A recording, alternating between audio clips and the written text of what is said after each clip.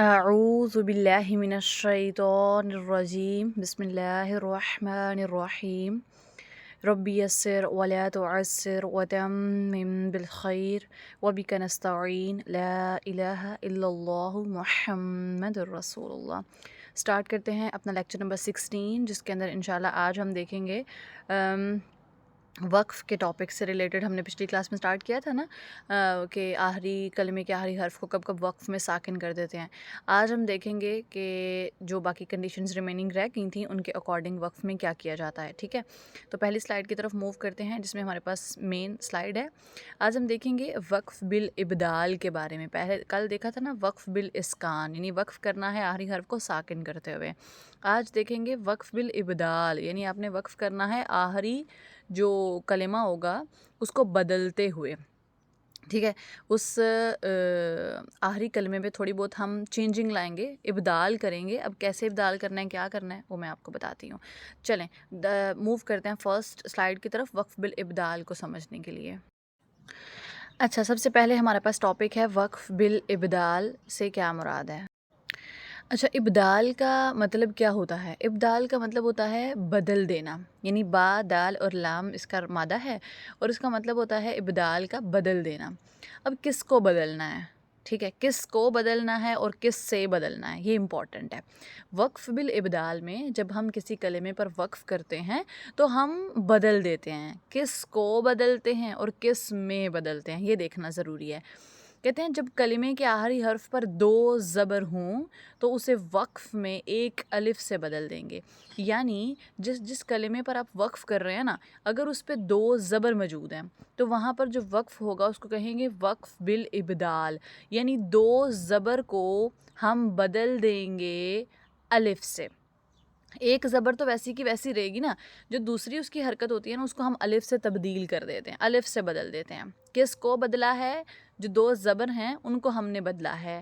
کس میں بدلا ہے؟ ہم نے الف میں بدلا ہے، ٹھیک ہے۔ تو اس لیے اس وقف کو وقف بالابدال کہتے ہیں، جس میں ایک چیز کو بدلا جاتا ہے کسی دوسری چیز سے، ٹھیک۔ تو جب کلمے کے آخری حرف پر دو زبر ہوں گی نا تو اس میں آپ نے ایک زبر ہٹا دینی ہے، ٹھیک ہے، ایک زبر رہنے دینی ہے، ایک زبر ہٹا دینی ہے، اور آپ نے ایک زبر کی جگہ پہ الف لگا دینا ہے، ایک الف کا اضافہ کر دینا ہے آگے، اور آپ کیا وہاں پہ پھر الف مدہ کا قاعدہ بن جائے گا۔ تو پھر الف مدہ کی مقدار یعنی کسر کی مقدار کرتے ہوئے آپ نے اس کو مکمل کر کے پڑھنا ہے، ٹھیک ہے۔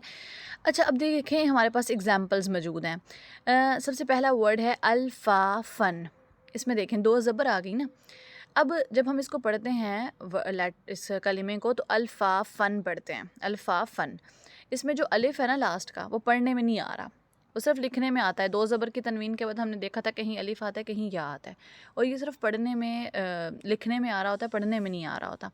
جب ہم اس کلمے پر وقف کریں گے، وصلاً تو یہ سمپل ہی ہے الفافن، ٹھیک ہے، لیکن جب ہم اس پہ وقف کریں گے تو اس میں وقف بالابدال ہو جائے گا، یعنی جو ایک زبر ہے اس کی جگہ ہم نے آگے الف کا اضافہ کیا، تو اب الف پڑھا جا رہا ہے تو بن جائے گا الفافا۔ دو زبر کو ایک زبر میں تبدیل کر دینا ہے۔ جب وہ ایک زبر میں تبدیل ہوگا تو آخر کا الف تو پھر پڑھنے میں آئے گا، کیوں؟ کیونکہ دو زبر کی تنوین کے بعد جو آگے الف ہوتا ہے وہ پڑھنے میں نہیں نا آتا۔ زبر جب وہ دو زبر ایک زبر میں تبدیل ہوگی تو آگے والا الف پڑھنے میں آ رہا ہے، تو پھر بن گیا الفافا، ٹھیک ہے۔ سیم ایسے علمن، من، علمن، دو زبر کی تنوین کے بعد الف ہے جو پڑھنے میں نہیں آتا، علمن ایسے پڑھتے ہیں اس کو وصلاً۔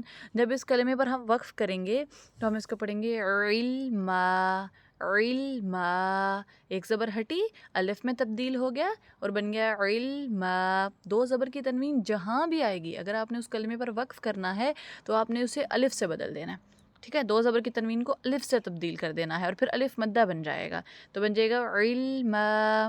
ان شارٹ آسان ورڈز میں سمجھانے کے لیے یہ کہتی ہوں میں کہ دو زبر کو نا آپ ایک زبر ہٹا دو ادھر سے، اور جو آگے کا الف ہے نا وہ پڑھا جائے گا پھر، اور پھر الف مدہ کے اکارڈنگ اس کو پڑھ دیں گے، یعنی جہاں بھی دو زبر آئیں گی وہاں ایک زبر ہٹا دینی ہے اور الف مدہ بن جائے گا پھر وہ، تو وہ پڑھا جائے گا الف مدہ کی مقدار کے مطابق۔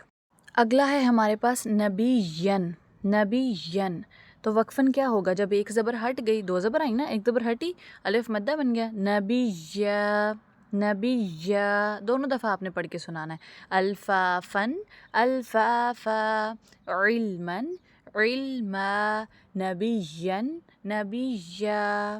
ٹھیک ہے, چلیں اب چلتے ہیں ایک اور وقف بالابدال میں ہی ایک اور رول ہے, اس کو سمجھنے کی کوشش کرتے ہیں.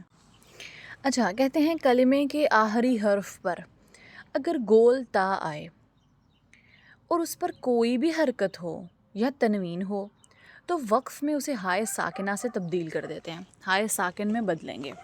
اب یہ بھی وقف بالابدال میں آتا ہے, یعنی جب آپ کسی ایسے کلمے پر وقف کر رہے ہیں جس کے آخر میں گول تا آتی ہے, ٹھیک ہے, آخر اس گول تا پر کچھ بھی ہے, زبر ہے, زیر ہے, پیش ہے, دو زیر, دو پیش, دو زبر, واٹ ایور جو بھی اس پر موجود ہے گول تا پہ, آپ نے بس اس گول تا کو ہا ساکنہ میں تبدیل کر دینا ہوتا ہے. ٹھیک ہے, یہاں پر بھی ایک جو گول تا ہے وہ بدل رہی ہے, وہ تبدیل ہو رہی ہے کس سے, ہائے ساکنہ سے, اس لیے اس وقف کو بھی وقف بالابدال کہا جاتا ہے.